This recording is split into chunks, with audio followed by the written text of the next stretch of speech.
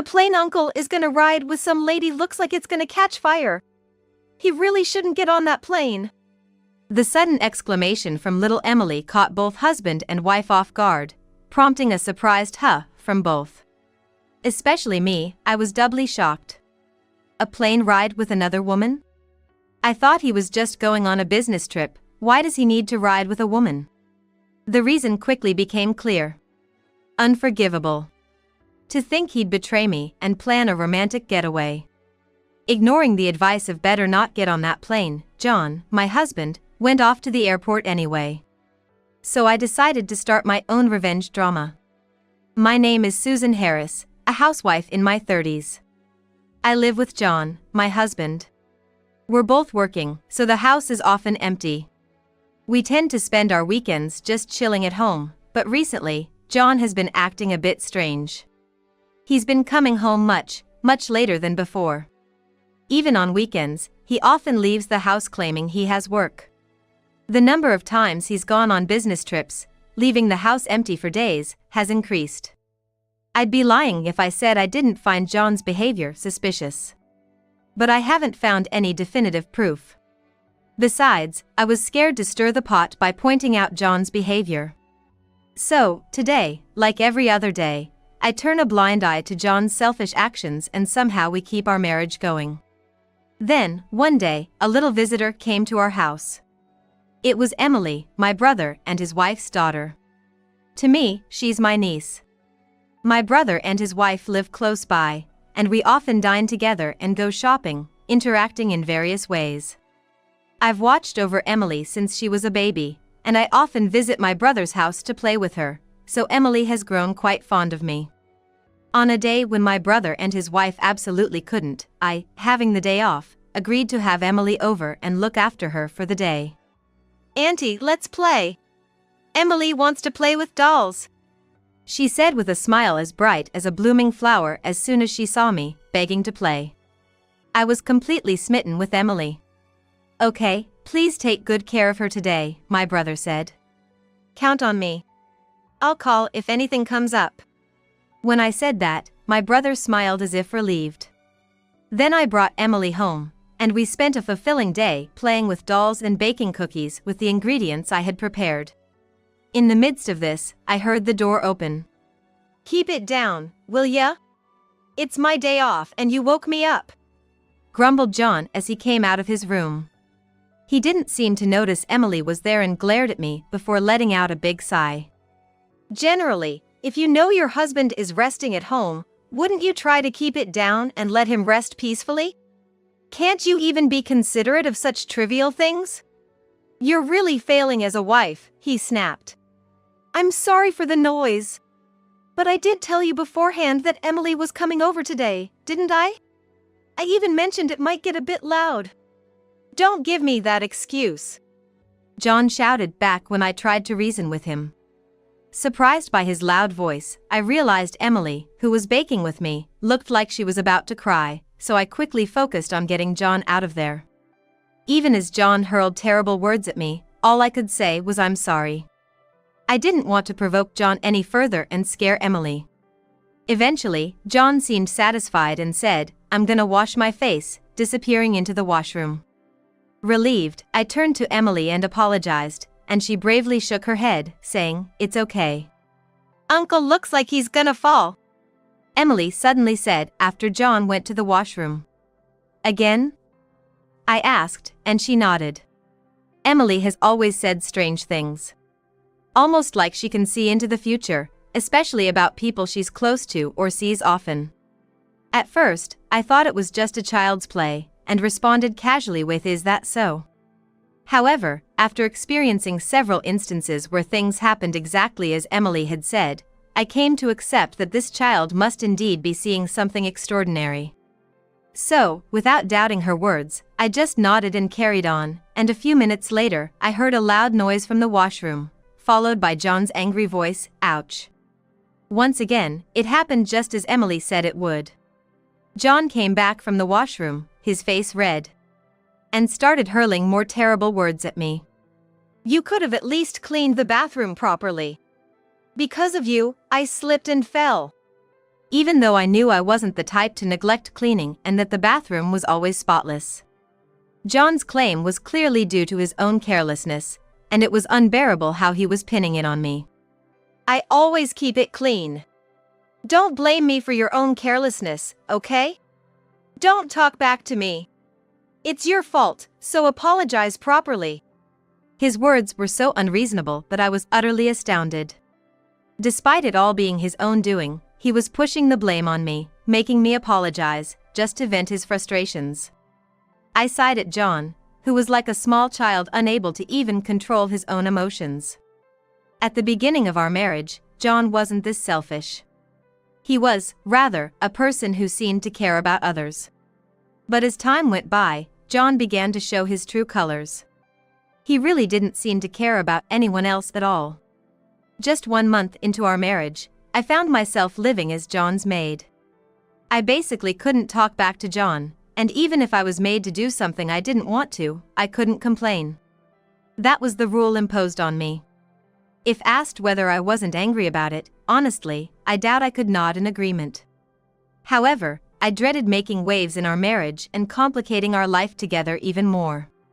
About a week had passed since the day Emily came to our house, when news of John's next business trip came in. This was his 3rd trip this month, and this time he was not going to be back for about a week. On the day he was to leave, as I was helping him pack, my phone rang. Who could it be? It was from my brother's phone.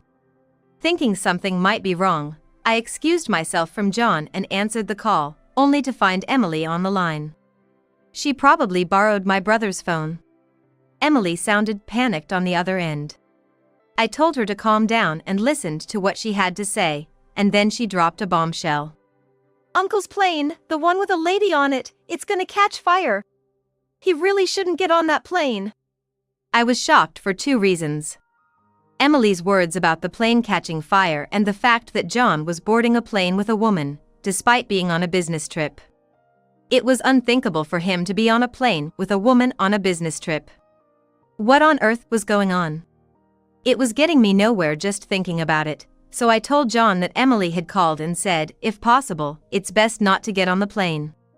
But John brushed it off. I ain't got no obligation to play along with a kid's game. Today's trip is set. No way I'm not going, and he left the house. He would surely head straight to the airport. Emily's predictions had never been wrong before. It's likely not going to be any different this time, and John will probably meet a terrible fate.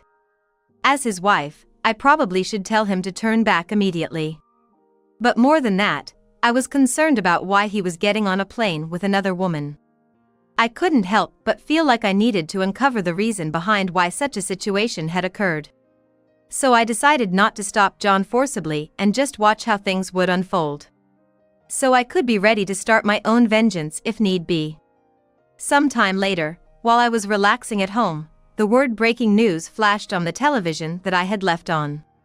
Curious, I saw that a plane that had just left Japan had crashed. I had a bad feeling, and upon checking, sure enough, it was the plane John was on. The TV showed images of the plane on fire, perhaps ignited by gasoline. Was this what Emily was talking about? Just as I was starting to make sense of it all, I received a call from the rescue team.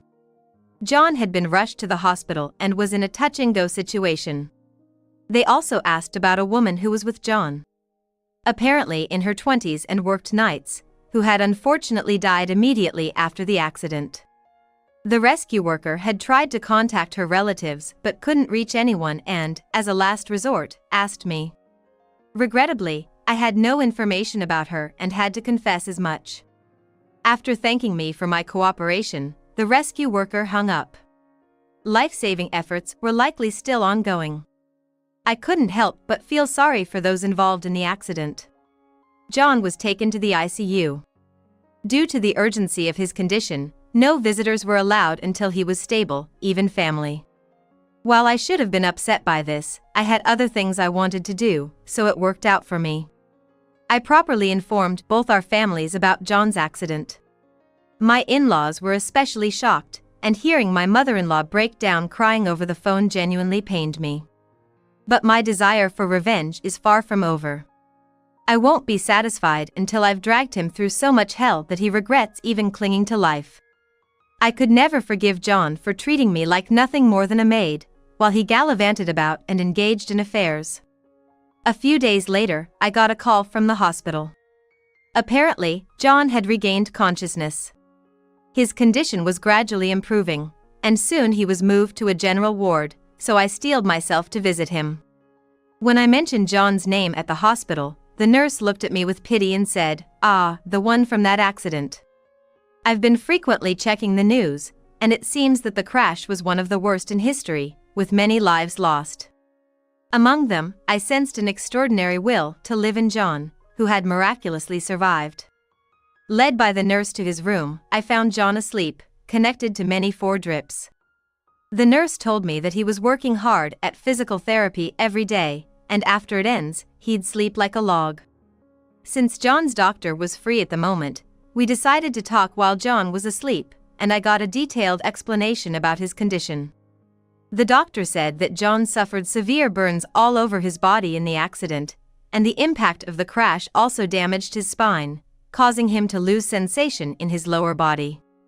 No matter what treatments are tried, the sensation in his lower body will likely never return. He can no longer walk or even stand, let alone go to the bathroom by himself. Of course, from now on, he'll be forced to live in a wheelchair, and he's currently undergoing rehab to learn how to manage daily life on his own. When John learned that he would never regain sensation in his lower body, he looked utterly hopeless about the future ahead. I had never seen John seriously commit to anything, whether it was his work, relationships, or with me. Hearing that John was diligently doing his rehab, I wondered if there had been some mistake, but John has a high pride, and he probably couldn't accept a life dependent on others, not from me. From now on, he's going to have to live with disabilities, and no matter how hard he tries, he won't have any choice but to rely on others. Yet, despite understanding that, he stubbornly refuses to depend on me, which almost made me smirk. The doctor provided me with materials on how to renovate the house for wheelchair access or move to a barrier-free home, and how to better deal with John's disabilities in the future. The more I read the materials, the more I realized the gravity of John's condition, and I suddenly felt a bit sorry for him. But this predicament is the result of his own doing. If only he had listened to Emily's words and cancelled that affair trip, all of this could have been avoided. It wasn't even work-related. He should have prioritized his own life. That would have probably saved the life of his affair partner as well. Due to John's poor judgment, one life was lost, and now he has to live bearing a heavy burden. I've truly realized how important it is to trust and accept others' words. I've always trusted Emily and her advice, and I'm so glad I did. I'm thinking of sending Emily a thank you message later when John groaned and woke up. "Susan? Is that you, Susan? You came?" Seeing me, John looked relieved and continued to speak. "I've been lonely since you haven't visited for a while. Thanks for coming. I can't offer you anything, but make yourself at home." This was a completely different attitude from the John who used to belittle me and treat me like a maid. I wondered if the accident caused him to lose his memory, but the next words out of his mouth brought me back to reality. "Did the doc fill you in? My lower half, it's not gonna move anymore. This hospital life, it's like being in hell. I hate the idea of having a stranger take care of my personal needs. I'd prefer you 100 times over. I just want to be discharged and go home." John's pride was evident. He couldn't stand being cared for by the nurses. Even though the nurses were just doing their job for him, I thought it incredibly ignorant to speak like that. And John continued with his selfish remarks. "I know I've become like this, but being with you makes me want to keep on living. So let's continue to support each other as husband and wife, okay?" Continue to support each other? If my memory serves me right, we've never supported each other as a couple. Not even once. John always left the household to me and went out to play. I turned a blind eye because he was tired from work, but if he's been cheating, that's a whole different story. Cheating is outright betrayal. The more I talk to John, the angrier I get. I'm overwhelmed by the feeling that I must not forgive this man. And my instincts scream to bring him down completely, so he can never be so presumptuous again. Unaware of this, John suggests, maybe we should just move, or living with my parents might not be a bad idea, as if he hasn't woken from his dream. That's why I decided to make him face reality first. Sorry, but I have no intention whatsoever of taking care of you. At my words, John's eyes widen in shock. Then, with a trembling voice full of disbelief, he scrambles for words. Don't make such a cruel joke, please. I genuinely believe that you would accept me, help me out. But to hear such a joke, it really hurts. It's not a joke at all. I'm serious. Let's get a divorce. I can't stand the thought of continuing as your wife after the way you behaved, not to mention the cheating. And I certainly won't be taking care of you. When I make myself clear, John seems to finally understand how I feel, and he starts to babble in panic. But that's just too much, isn't it? As you can see, I've become paralyzed from the waist down. I can't live on my own. I need you. Please, don't abandon me.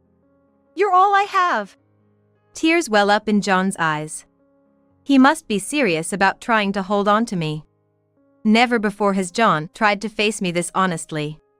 Even when I tried to confront the issues, he would brush me off saying it's too troublesome and wouldn't even engage in a proper discussion, which is essential for a married couple. But now, he's suddenly saying he wants to talk, seemingly in an attempt to protect himself. But it's not for my sake, or because he wants us to work as a couple. It's just John being selfish, wanting me to remain as his maid, to make his life easier going forward. I have no obligation to indulge such selfishness, and there's nothing in it for me. Would the old me, who loved John with all her heart, no matter how problematic his behavior, have listened to his words and agonized over them? Maybe, if I accept John now, even if we can't support each other, we might have a different kind of marriage, a bit closer to what it should be. John has a high self-esteem and can't bear to rely on others, so even in this state, he'd probably find work and try to support himself. If there's a chance to start over, it would be now. Such an opportunity won't come again. If I abandon John here, that's the end of our relationship. We'll never go back to being a couple, and he'll lose his support in me, likely facing hardship. If I leave John now, I might be dooming him to a life of wandering, lost and alone. It's a significant decision, as a person and as John's wife. But I've already decided not to go back. Because the love has cooled, and the trust in John is gone. Sure, if I accept him now, we might talk seriously for a while, and lead a life more like a married couple. But I've grown tired from being treated like John's servant for so long. I can't bear the thought of striving for his sake any longer. Please, think it over. Without you, I really can't do anything. Look at me, I can't walk or even stand. Don't just leave a guy like this alone. John's tone is earnest. He knows if he loses me now, he's finished. It was clear to me that he was desperate to keep me tied to him here, to not let me go. But still. I'm sorry. I just can't continue with you anymore. So, please give up. With that, I stand up to leave. John looks at me and pleads, wait, let's talk, but I leave the hospital room without listening to his cries. Soon after, my divorce from John was finalized. A mutual acquaintance of John and me just happened to know about John's affair, and when they heard about John's accident, they testified in court, which swung things even more in my favor.